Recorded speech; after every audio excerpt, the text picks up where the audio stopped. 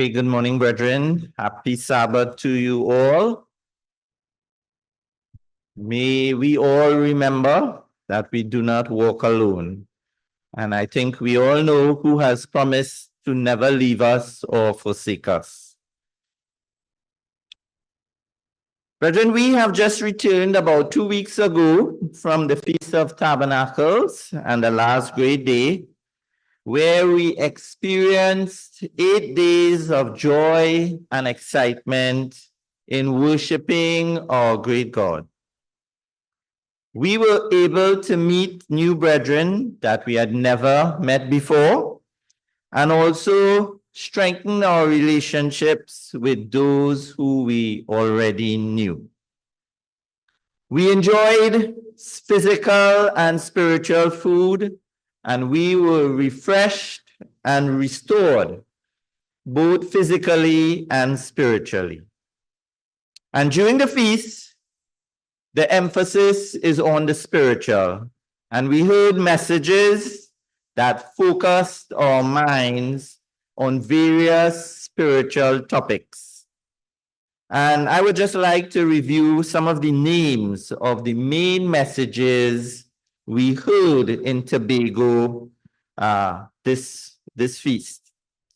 So the first one was, "Then they shall know that I am the Lord." And that was by Mr. Rick Shaby, and that was on the opening night.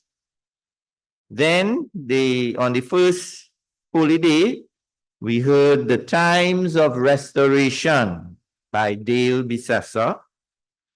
Then the following day, we heard "Those Who Can Do" by Mark Scapura.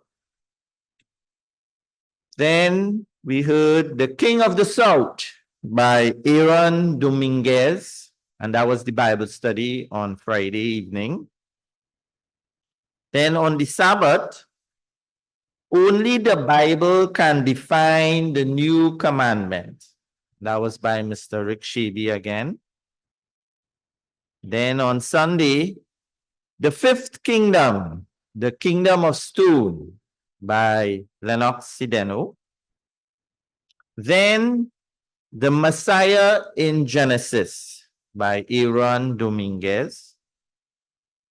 Then the following day, "Whatever It Takes" by Dale Bissessar. Then "The Kingdom of Nations" by Matthew Atchison. And then later on that day, "Tomorrow" by Mark Mackey. And then on the last great day, we heard "The Greatest Time of Restoration" by Dale Bissessar. And then for the last message that afternoon, "I Can See Clearly Now" by Mark Scapura.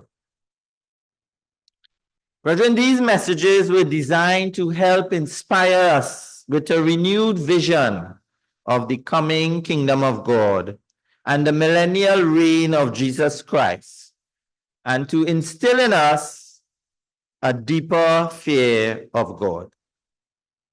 Now, their aim was to help motivate us to continue and to complete our journey to the kingdom of God, and not give up or turn back as so many have done in the past. And they help to inspire us with a renewed zeal and enthusiasm to endure to the end of our journey as pilgrims and strangers on this earth.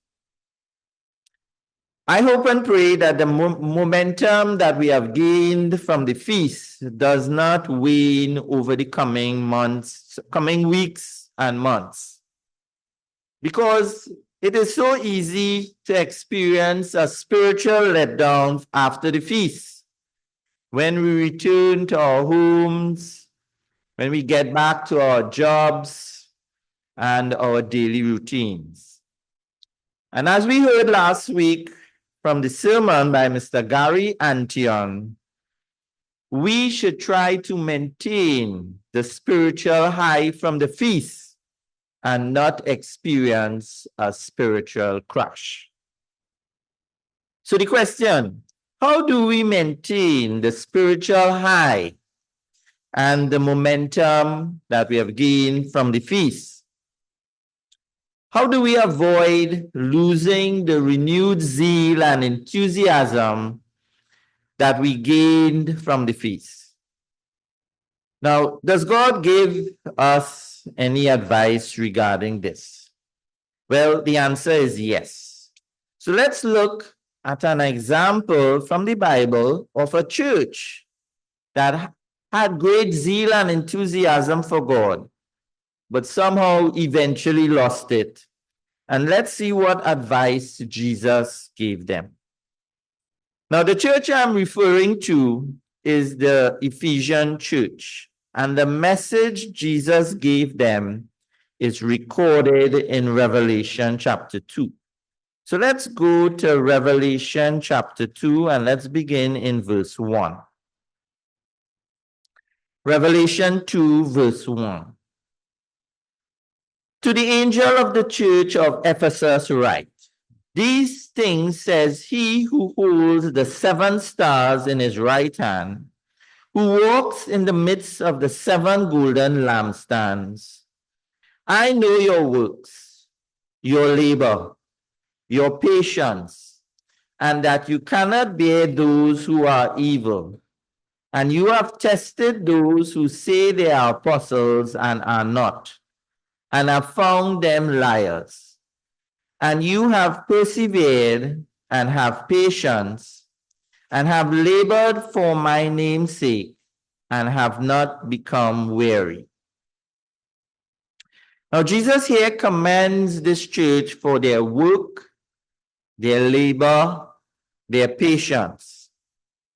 And in verses 2 and 3, he mentions the words patience and labor twice, as if to emphasize those points. And brethren, they set the example for us today.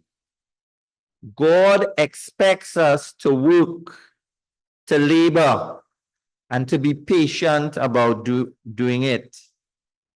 Because we should not expect an immediate reward. The reward comes later. Now, Jesus ends verse 3 by saying that they have not become weary.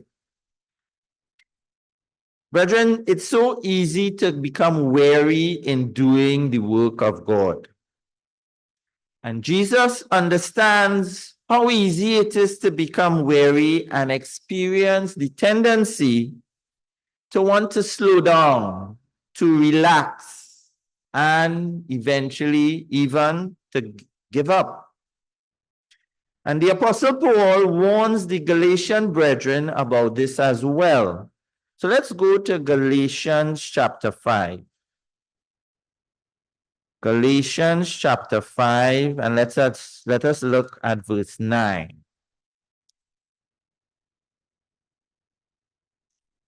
Sorry, not Galatians 5, Galatians 6. All right, Galatians 6, verse 9. And let us not grow weary while doing good, for in due season we shall reap if we do not lose heart. Brethren, it's so easy to become weary in doing good. And it's so easy to lose heart and become discouraged. Because that is a tactic and ploy of Satan. Satan wants to wear us down. And brethren, we must not let him succeed in this area, especially as we return from the feast. And we have to wait a few months before the start of a new holy year and the next set of holy days. Now, this message of not becoming weary was given to the Thessalonian brethren as well. So let's go to 2 Thessalonians chapter 3. 2 Thessalonians chapter 3 and verse 13. Verse 13. But as for you, brethren, Do not grow weary in doing good.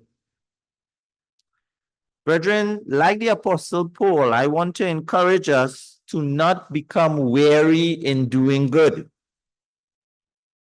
Many in the past have not heeded this advice and are no longer continuing to do good.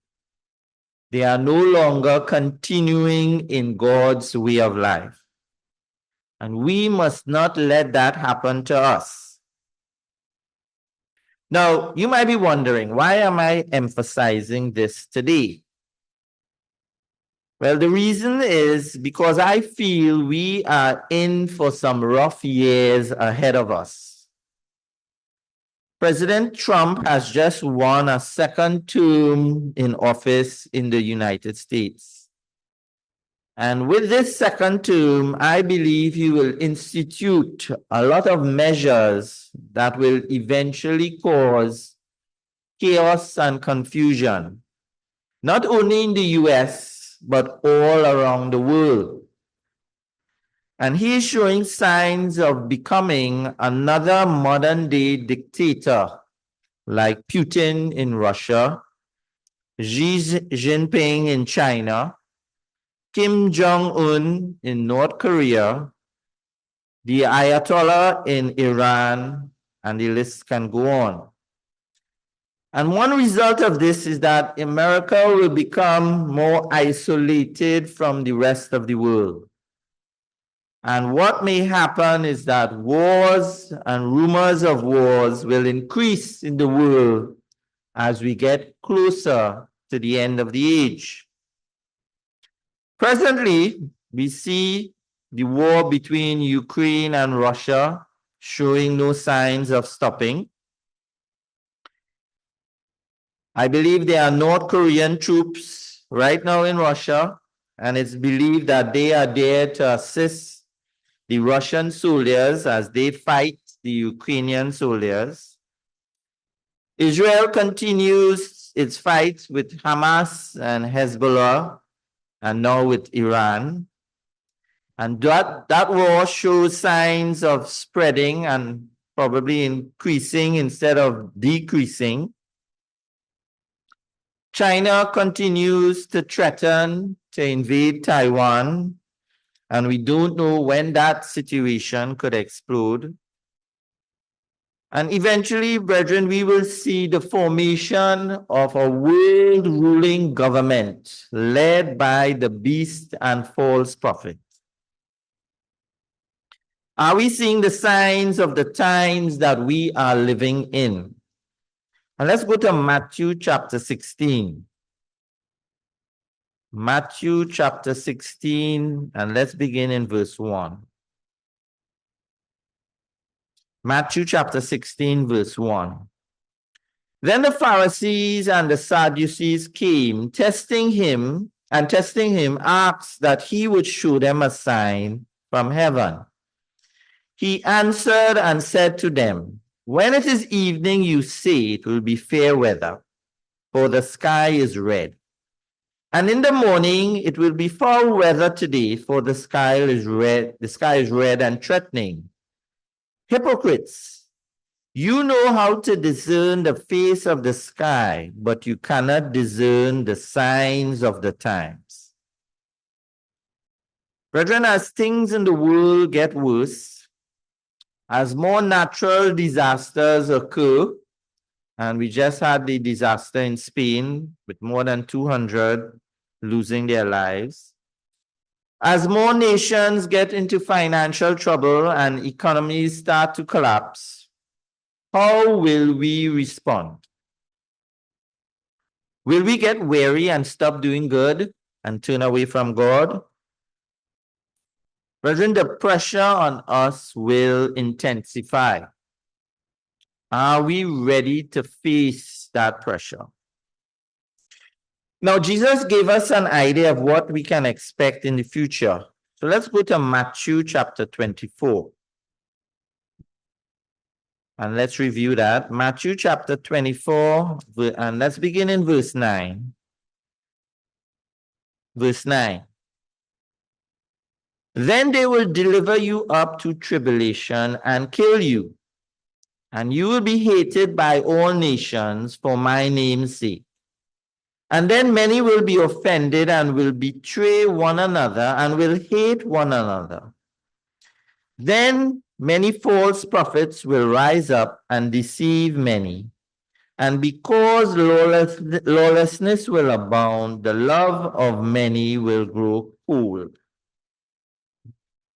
Brethren, we don't know exactly when these things will actually begin to occur. But we know that they will start suddenly, and many in the world will be caught by surprise. And even some in the church will also be caught by surprise. Now, I hope that does not include any of us. We must start to prepare ourselves mentally and spiritually now for when these things start to occur, so that we won't be caught off guard. Now, let's continue in verse 13. But he who endures to the end shall be saved. Now, this verse implies, or it reinforces the instruction that we were reading about don't be weary in well-doing. Because enduring to the end requires we continue doing good in the midst of trying circumstances. Now, sadly, these verses also predict that the love of many will grow cold. Not just the love of some. Many will grow weary and will eventually turn away from God and his way. Will that include us, or will we stand firm and continue to do good? Brethren, I want to encourage us today to not let our love grow cold, but to continue to do good and obey God no matter what happens. Let's continue to do good at all times, in the good times and in the bad times. Now, let's go back to Revelation chapter 2, and let's continue with the story of the church at Ephesus. So we go back to Revelation 2, and let's continue in verse 4. Verse 4. Jesus says, "Nevertheless, I have this against you, that you have left your first love." Jesus here tells them that they left their first love. Now, what does he mean by that? Now, the expression first love conveys the idea of intense zeal and enthusiasm to serve God. And this is usually very evident when a person starts attending church for the first time. I remember when I first started attending church back in 1980. I can remember I was filled with zeal and enthusiasm and excitement for the new truth that I was learning.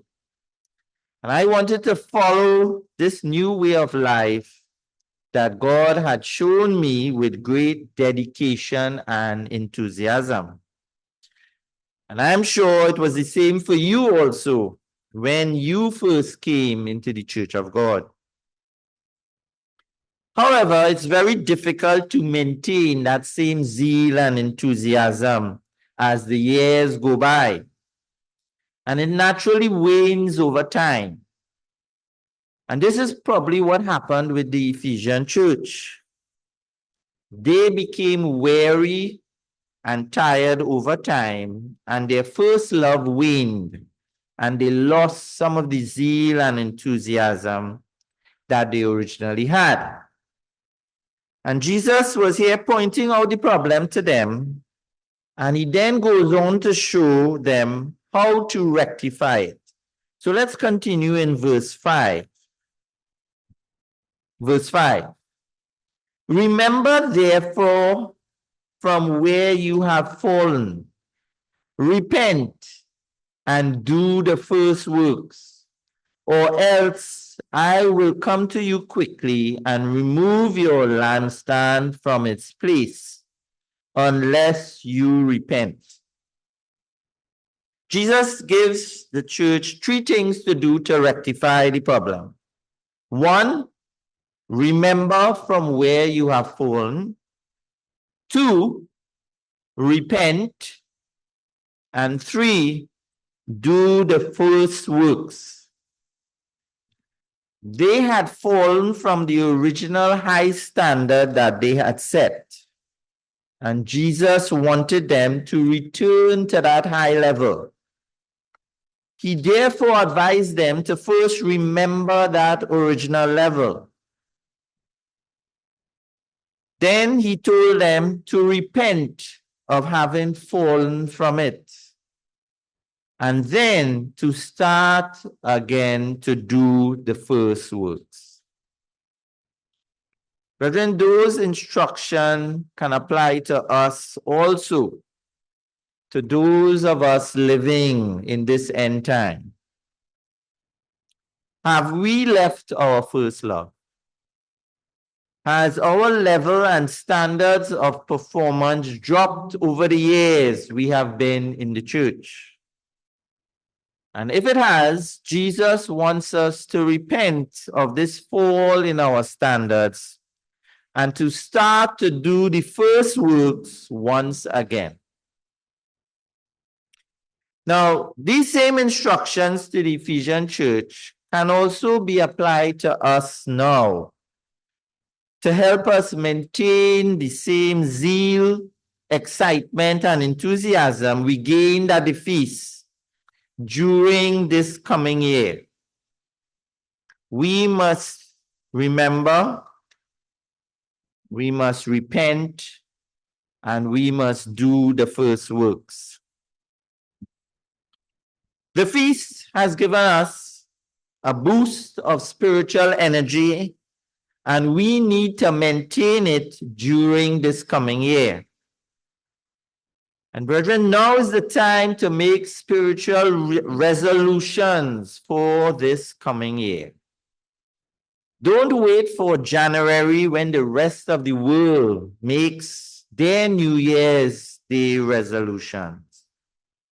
Now is the time to commit to recapturing our first love and maintaining it during the rest of the year till the next Feast of Tabernacles. Brethren, the Feast of Tabernacles we just celebrated was designed by God to refresh, rejuvenate, and restore us for the coming year. It was meant to strengthen and motivate us so that we can face the trials and tests of this coming year. But that process of refreshing and restoration was not to last for only the 8 days of the feast. It was meant to continue all through the year. Because God wants us to be restored and renewed on a daily basis. So let's go to Psalms chapter 23. A psalm which we are all familiar with. Okay, it's one of the, if not the most popular psalm. Psalm 23, and let's start at verse 1. The Lord is my shepherd, I shall not want. He makes me to lie down in green pastures. He leads me beside the still waters. He restores my soul. Brethren, God and Jesus Christ restore us. They restore our soul. They restore our spiritual mind and heart on a daily basis. And how do they restore us? Through daily prayer, Bible study, and meditation. And brethren, if our hearts and minds are not restored regularly, we will eventually die spiritually. Now, once we are restored by God, He expects us to be involved in the restoration of others. Now, let's look at an example of someone who was used by God in the restoration process. And the example that I want to look at is that of Boaz. Now, in the book of Ruth, we read that Naomi had lost her husband and her 2 sons. And it seemed that she would die without any offspring to call her own. However, God used Boaz as her close relative, or what we call the kinsman redeemer, and her daughter-in-law Ruth to provide a son for her in her old age. And let's go to Ruth chapter 4. Ruth chapter 4. And let's begin in verse 13. Ruth chapter 4, verse 13. So Boaz took Ruth, and she became his wife. And when he went into her, the Lord gave her conception, and she bore a son. Then the woman said to Naomi, "Blessed be the Lord, who has not left you this day without a close relative. And may his name be famous in Israel. And may he be to you a restorer of life and a nourisher of your old age. For your daughter-in-law, who loves you, who is better to you than 7 sons, has borne him." Then Naomi took the child and laid him on her bosom and became a nurse to him.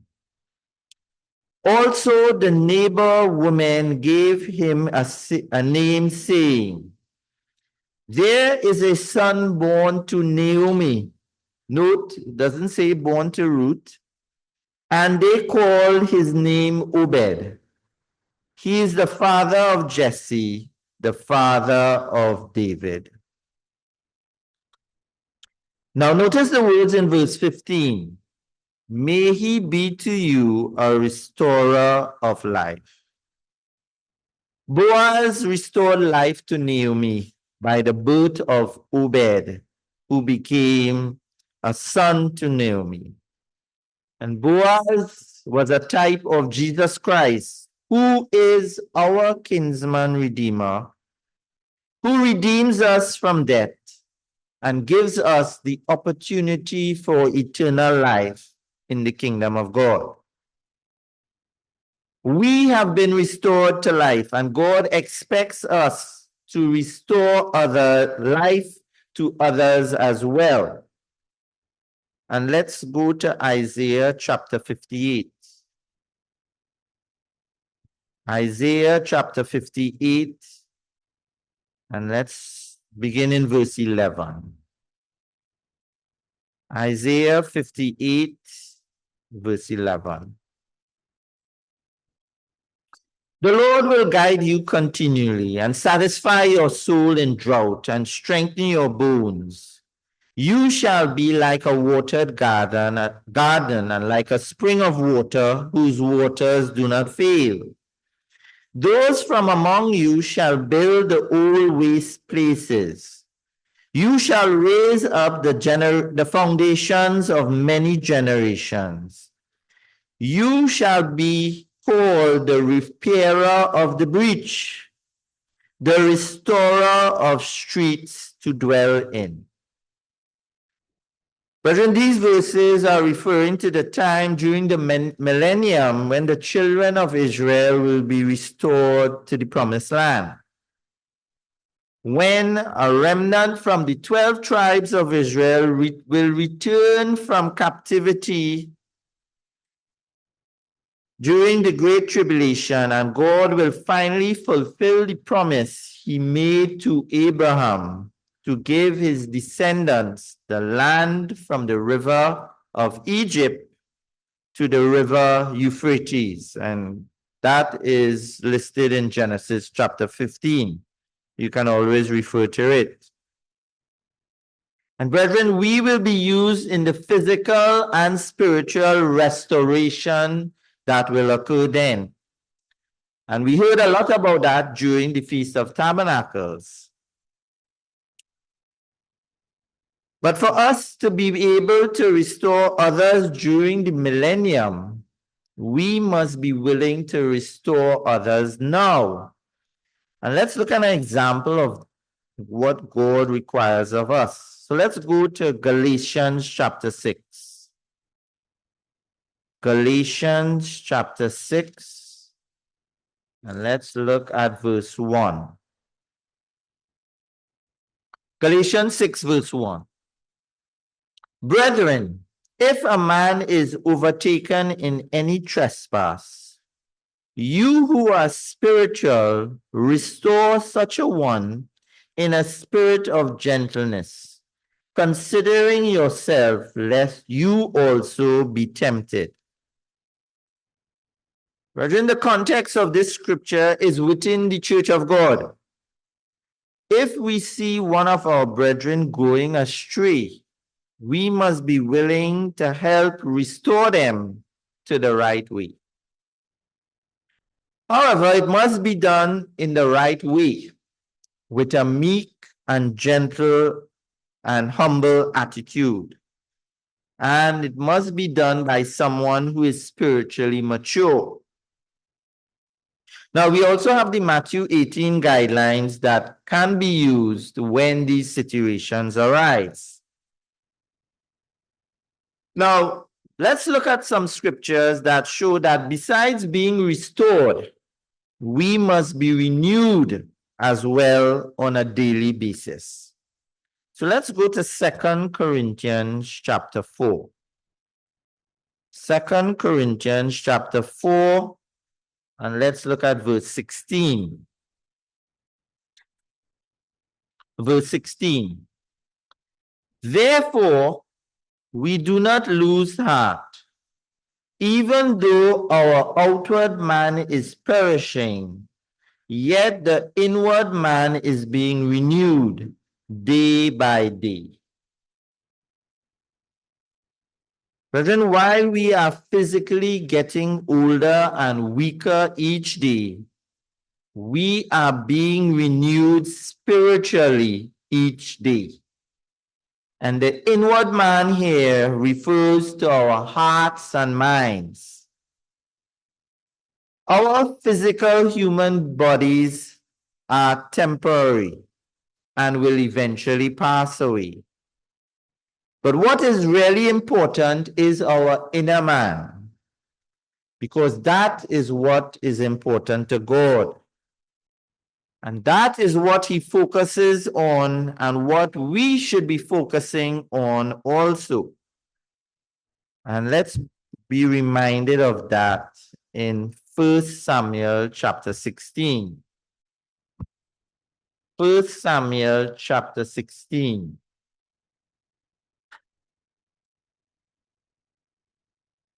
And let's begin in verse 7.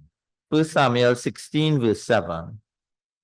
But the Lord said to Samuel, do not look at his appearance or at his physical stature, because I have refused him. For the Lord does not see as man sees. For man looks at the outward appearance, but the Lord looks at the heart. And brethren, this is a principle we must always remember. God looks on the heart, on the inner man. And that is what he focuses on to determine its condition and state. Is it genuine or is it false? Is it concerned with pleasing God or with pleasing men?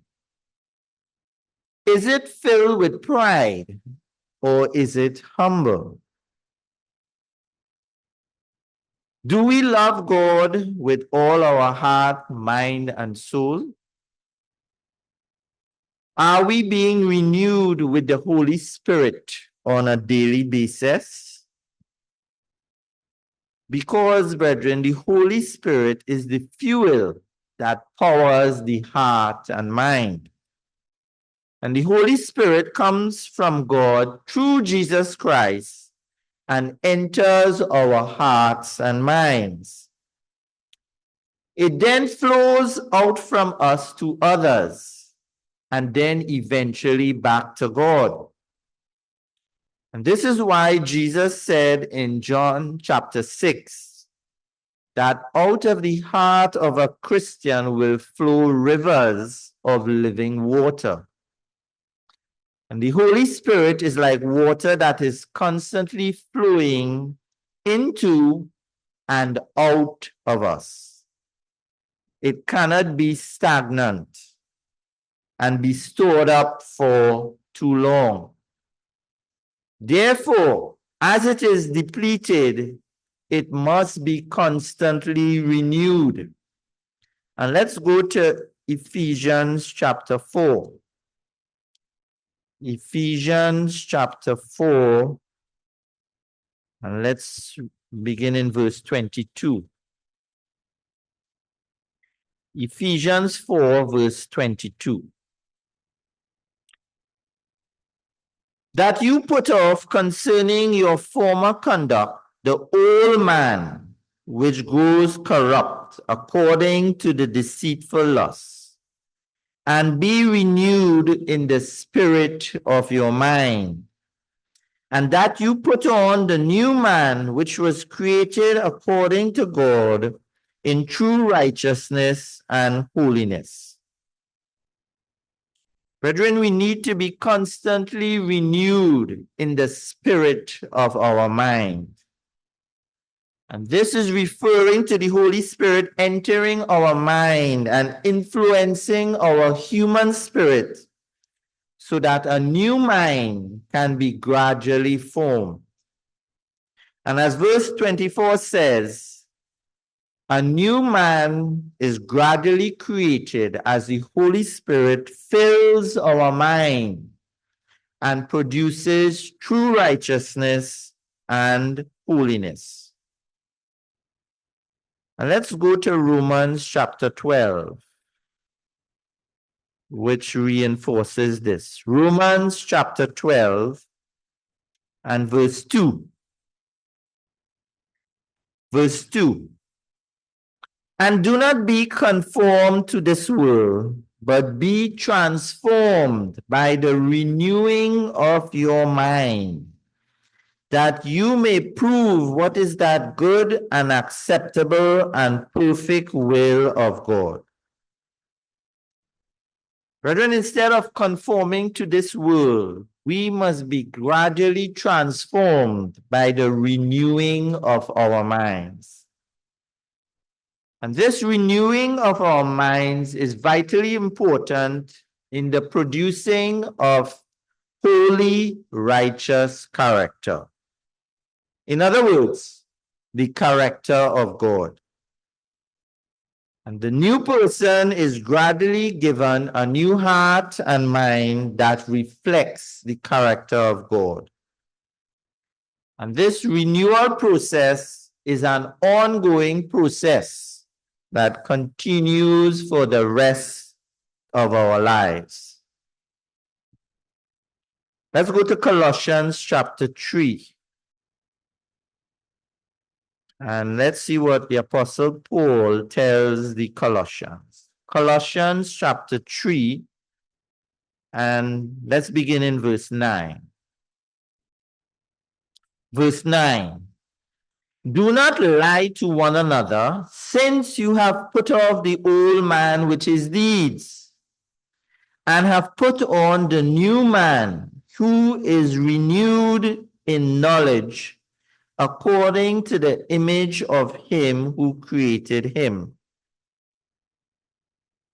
Brethren, besides being renewed in the mind, putting on the new man also requires that we be renewed in knowledge.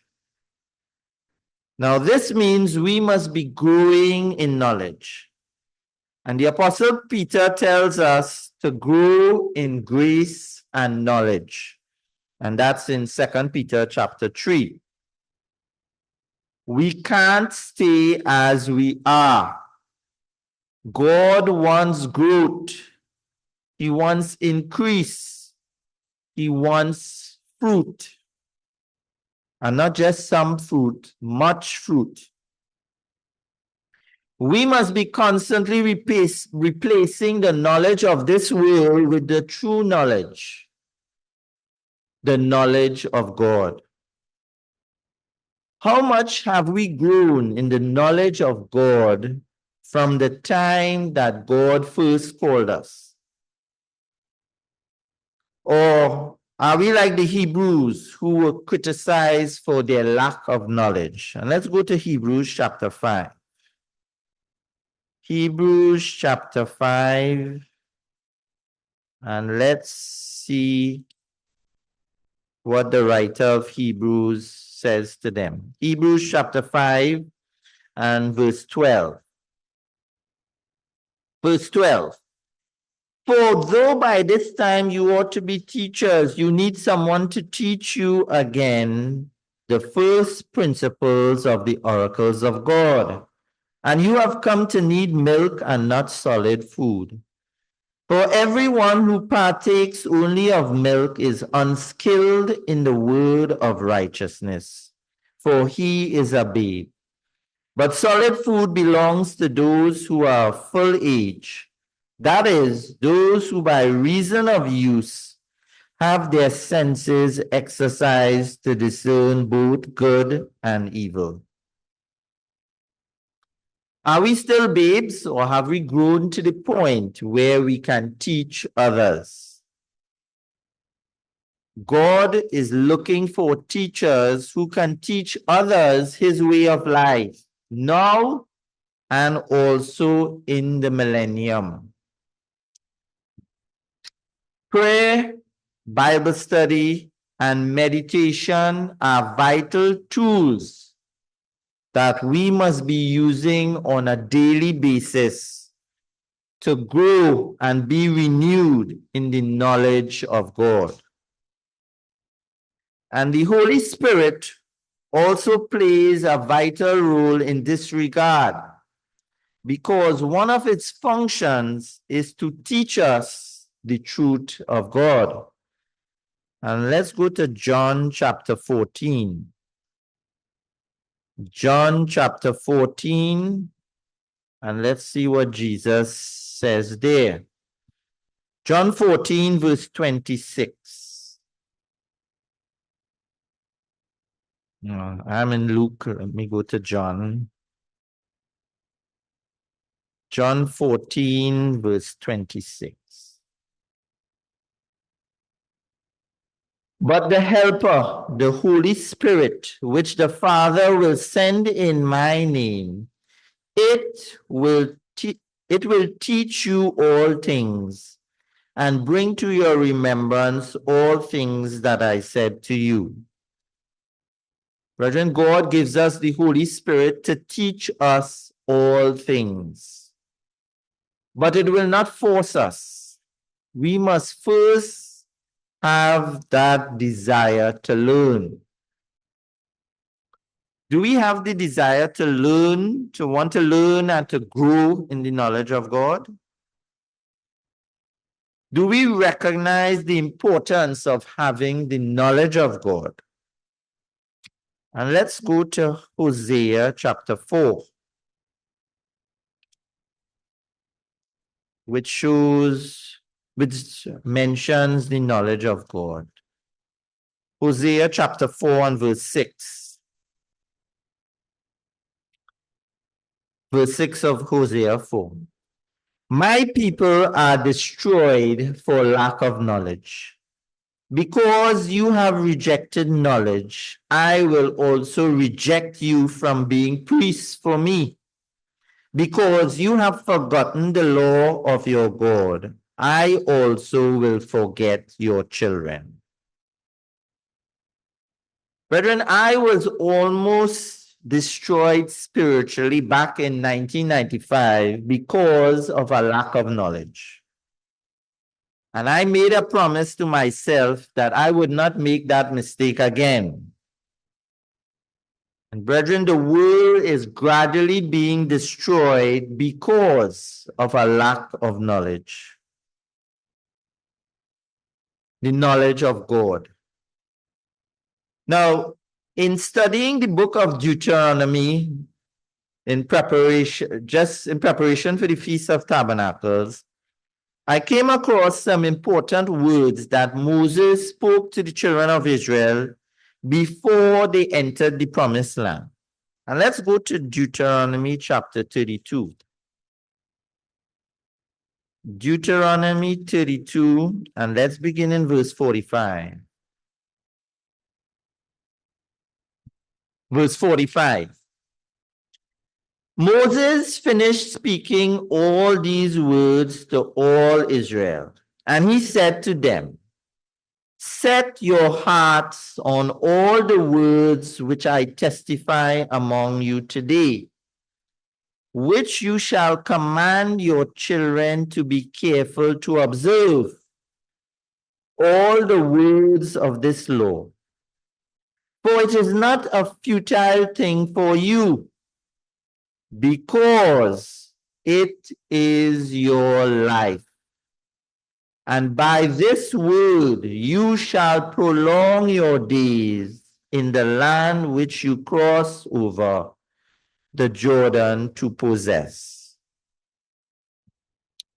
Brethren, the word of God is our life. And it is by knowing it and living it that we will prolong our days. In other words, gain eternal life.